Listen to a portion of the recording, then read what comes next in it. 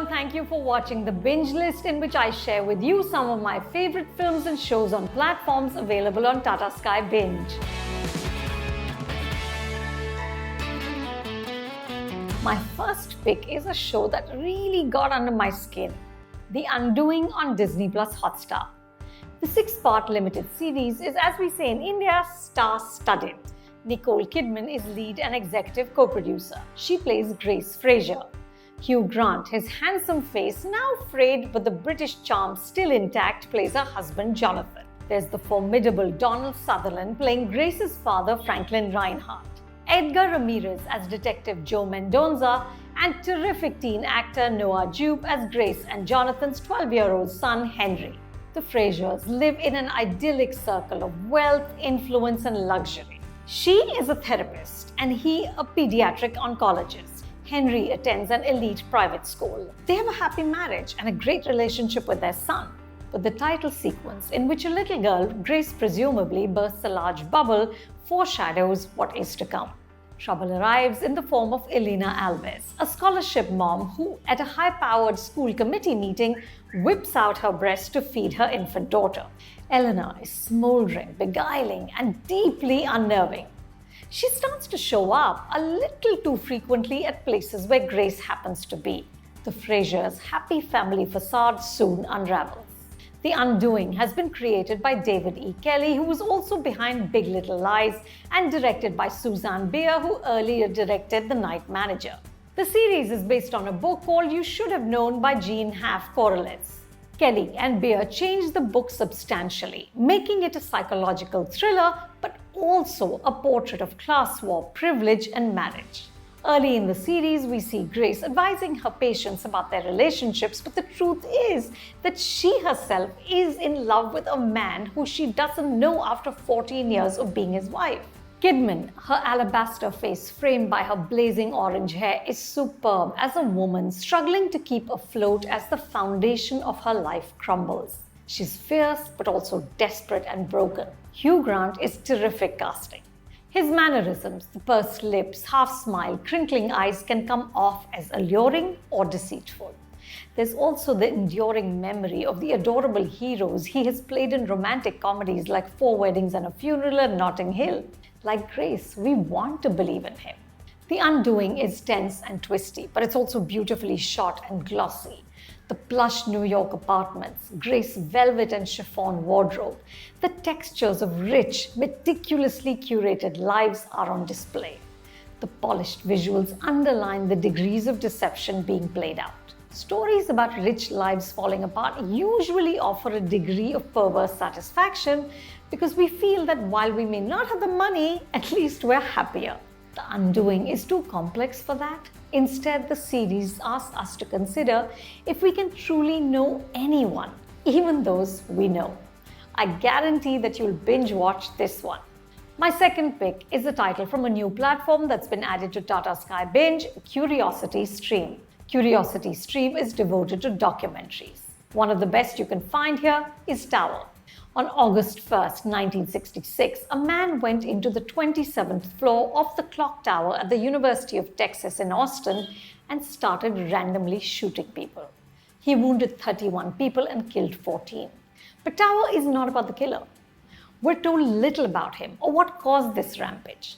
Instead, director Keith Maitland focuses on the victims, on what it was like to be on the ground that day for those 96 minutes when crossing the road could kill you. Maitland uses rotoscoped animation to recreate the events. We get the perspective of a young woman who was 8 months pregnant at the time. She and her boyfriend were among the first to be hit. He died instantly. She lay there in the blistering heat, unable to move, sensing that her unborn child had stopped moving, feeling the blood leak out of her. There's also a young boy delivering newspapers with his cousin who's struck down.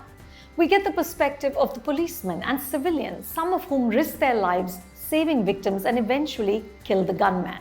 Maitland creates an extraordinary tapestry. He sometimes puts animated figures against archival news coverage. In rotoscope, the animation is laid over actual actors who recreate the action of the people they're portraying. Sometimes Maitland has the actors narrate, but the words are taken from the interviews the director conducted. He also weaves in actual footage from the day. And all of it is stitched together by a soundtrack that includes real radio and television footage, hit songs of the time, and the consistent gunfire, which sometimes sounds like firecrackers in the distance and at other times feels frighteningly close. The result is a deeply immersive and moving experience. I was shattered by the senselessness of it all, but also deeply moved by the courage on display. The most startling is a young woman who tries to help the pregnant woman. She can't pick her up and carry her away, so she simply lays next to her and keeps talking to her to keep her from slipping into unconsciousness. Tower is a ringside view into both the depths and the heights that people are capable of. The film will also leave you astonished at where gun control is in the US today. In 1966, people had no context for what happened. But now, after decades of enduring mass shootings, it seems that hardly any lessons have been learned, and that is the real horror. My next pick is Halahal, an Eros Now original film. Halahal means poison, which is an apt name for a movie in which even before the title has appeared in the opening credits, a young woman is crushed to death by a speeding truck.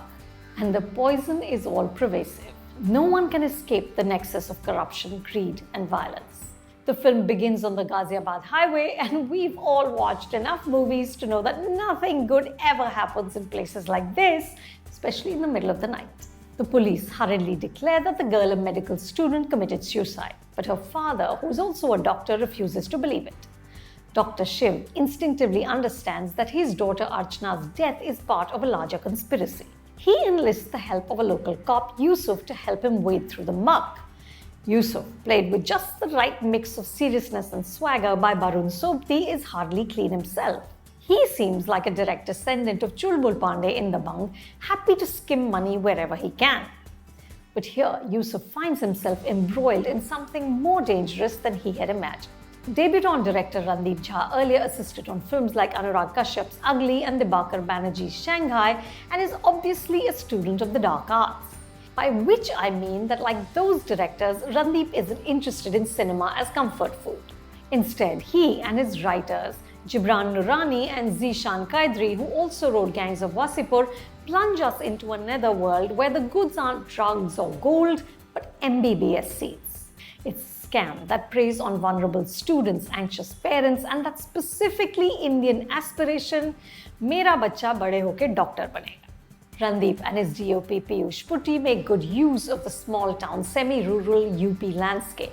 The high-rise buildings and flyovers contrast with the sprawling farmlands.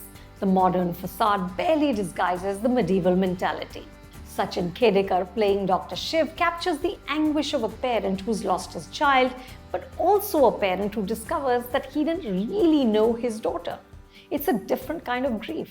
Some of the sequences in the film in which the middle-aged doctor is playing detective struck me as far-fetched, and in places both Dr. Shiv and Yusuf seem impossibly naive. But Halahal is a gripping thriller told with a touch of poetry and morbid, poker-faced humor. There's a shot of Yusuf driving his motorbike into the darkness that stayed with me for a long time. My discovery recommendation is A Death in the Gunj on Amazon Prime Video. Konkona Sen Sharma's directorial debut is the story of a young man named Shittu and his many scars. The film is based on a short story which was based on real events written by Konkona's father Mukul Sharma. The film, set in the winter of 1979 in the sleepy town of Maklaski Gunj, is about relationships, loss, and the immense capacity of human beings to inflict hurt. At the center of it is a remarkable performance by Vikram Massey as Shittu. The film released in 2017, but I don't think enough people saw it then. Do make time for it now. That's all, folks. Do keep commenting below on the shows that you've loved and you think I should see. I'll see you next week on the binge list.